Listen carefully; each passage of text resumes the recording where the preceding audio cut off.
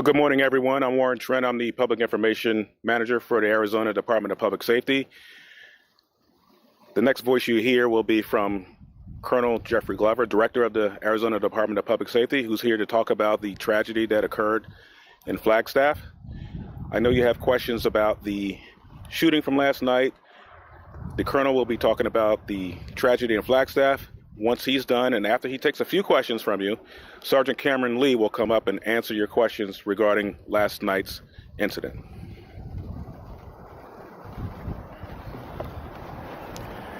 Good morning, and thank you for being here. We're gathered today under deeply difficult circumstances. On Wednesday, February the 4th at 10:17 p.m., the Department of Public Safety Aviation Unit suffered the tragic loss of trooper-paramedic Hunter R. Bennett and aviation supervisor pilot Robert B. Skanke.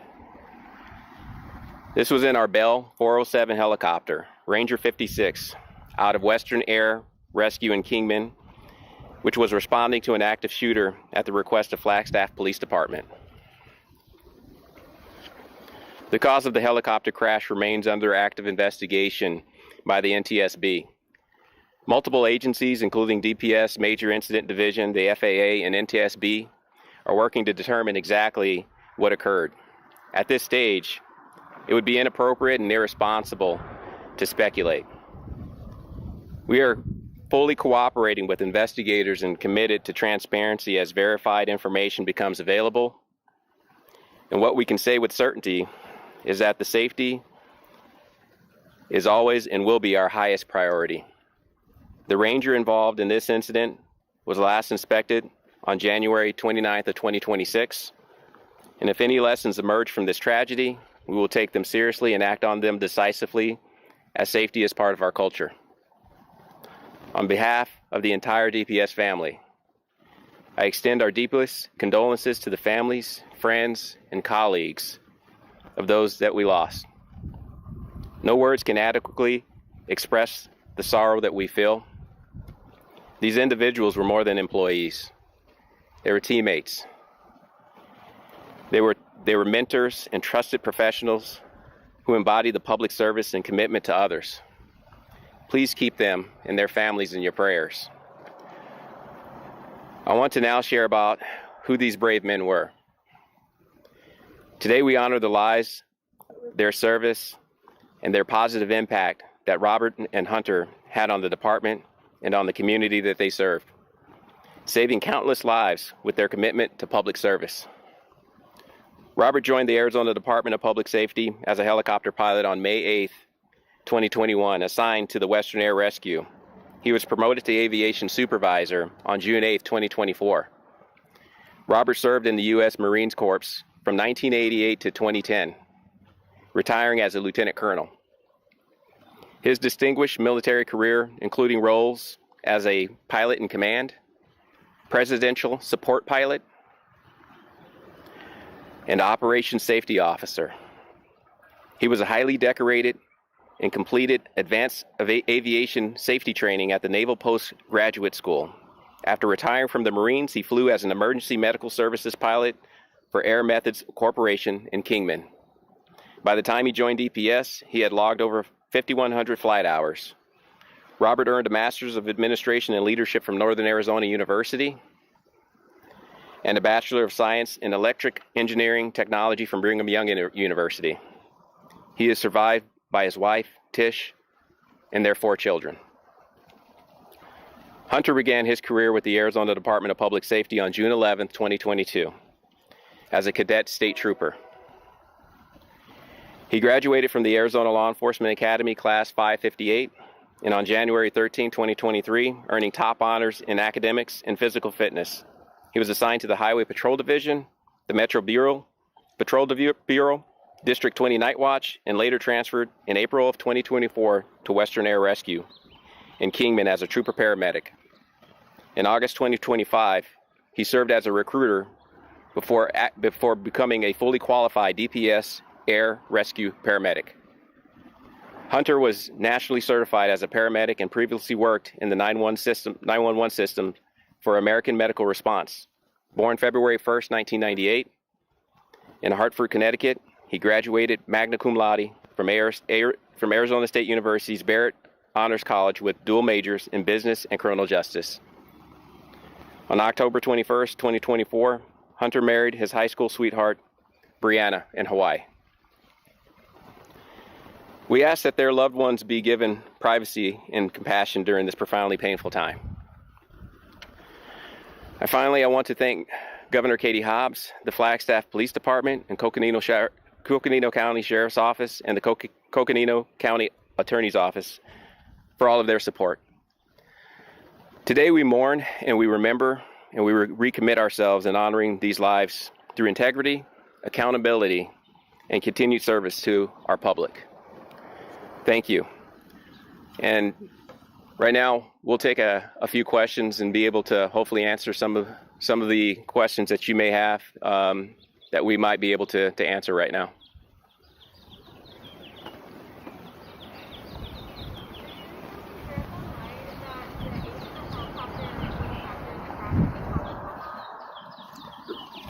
The question is about the age of the helicopter. So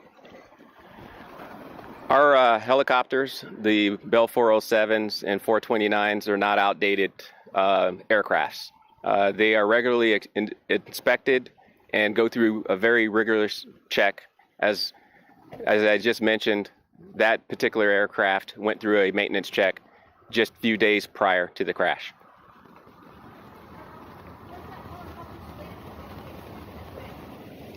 Question is, was the helicopter slated for replacement and when?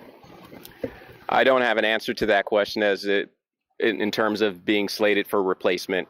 The aircrafts that we have, fully functional, like I said, rigorous checks that they go through, and they were functioning just fine.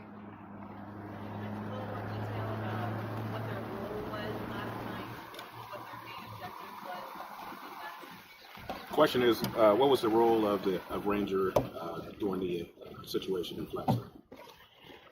So, as I said, this is a tragic loss for us.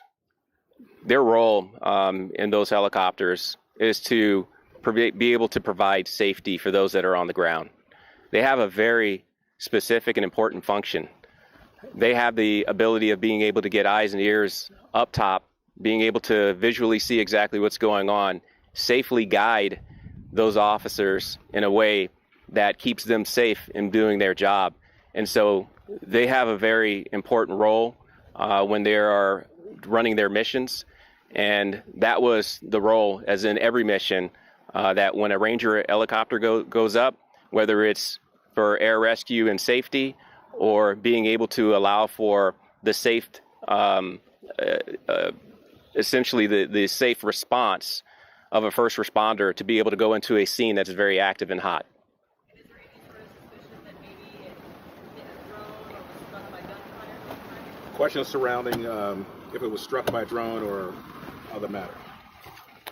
So again, we don't want to speculate. It would be just really irresponsible for us to speculate at this time. We have to allow for NTSB to conduct their investigation to figure out exactly what has occurred. We have time for one more question. What's the timeline of when that helicopter was called and when it got on to how long it was on? Question about timeline for the call. So I don't have the exact timeline, but I can give you sort of a rough breakdown, is that they were called after about 9 p.m. to respond from the Kingman area over into Flagstaff. Shortly arriving probably around after 10 o'clock, prior to it going down around 10-20 hours. Just one other question. There was a request that came over dispatch audio about whether or not the helicopter was being out.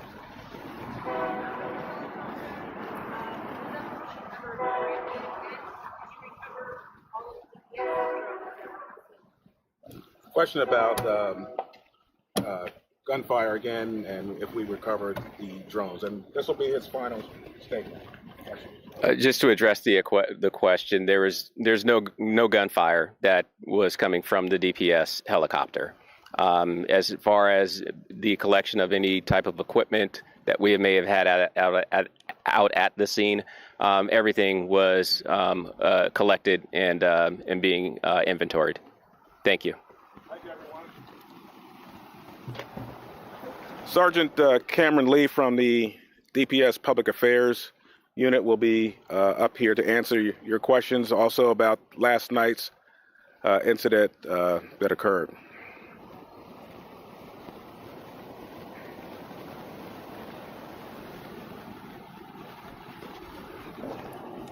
I'm Sergeant Cameron Lee. I'm the Public Information Supervisor for the Arizona Department of Public Safety.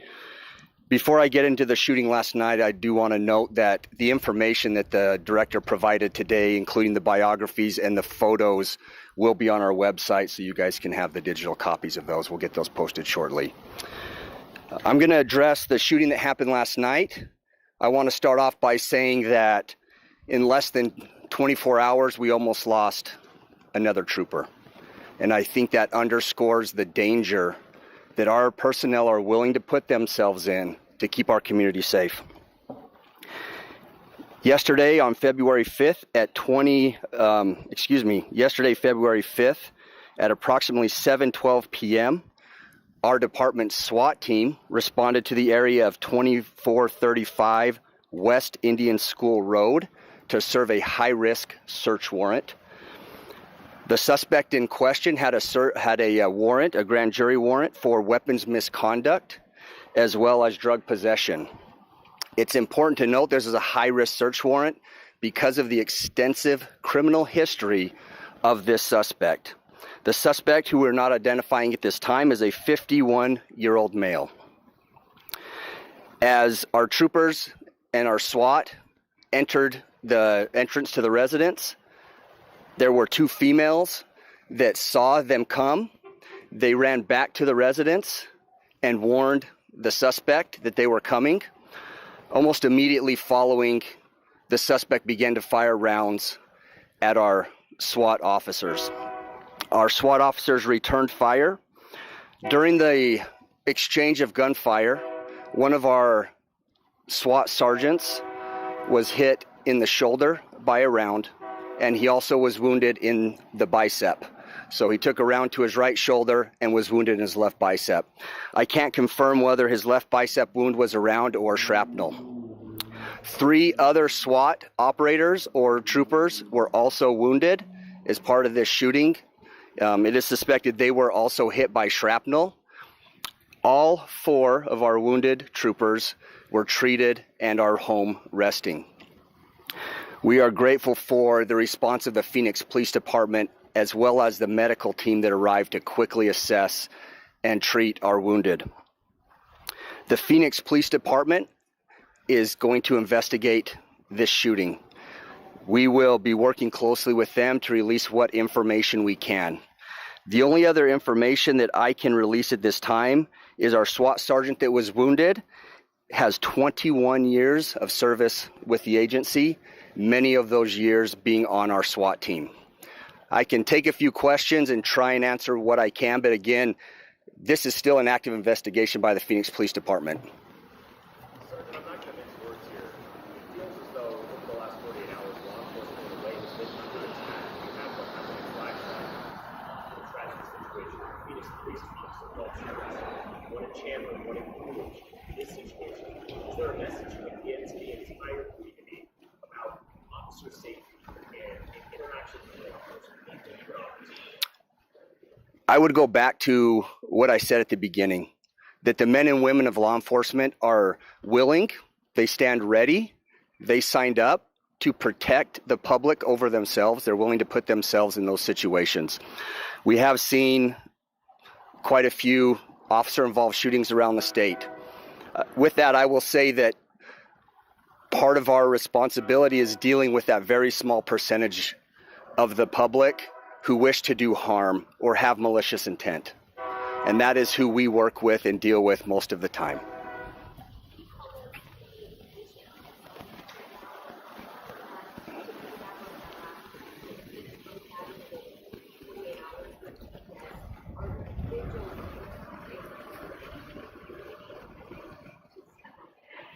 Yeah. So the question is the condition of the suspect as well as vigils and what the community can do to help. Thank you for that question.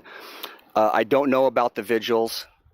We will share what we can when it comes to fundraisers and things like that. We are very lucky to have a lot of support in this state, especially when it comes from groups like the 100 Club, who hopefully you're familiar with, and the public just.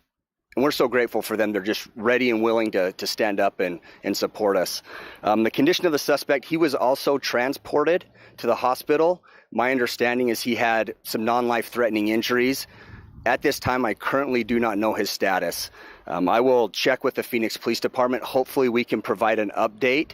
And when he is booked into jail, we will be able to release his full name.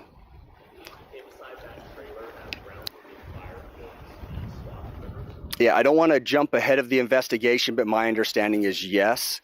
But we hopefully can give a little bit more on that later on. If there's no other, one more? Are you able to provide any details on the initial search warrant and just the initial cost of this investigation? So the question is some initial details or a background on the warrant itself.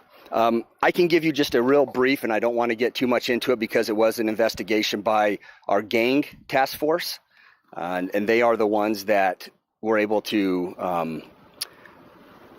find out that this suspect was violating several felony laws. They are the ones that went and were able to get a grand jury warrant for his arrest based on that. And our gang unit, again, is doing an incredible job around this state, helping find those people that really have a malicious intent. So that's it. Thank you.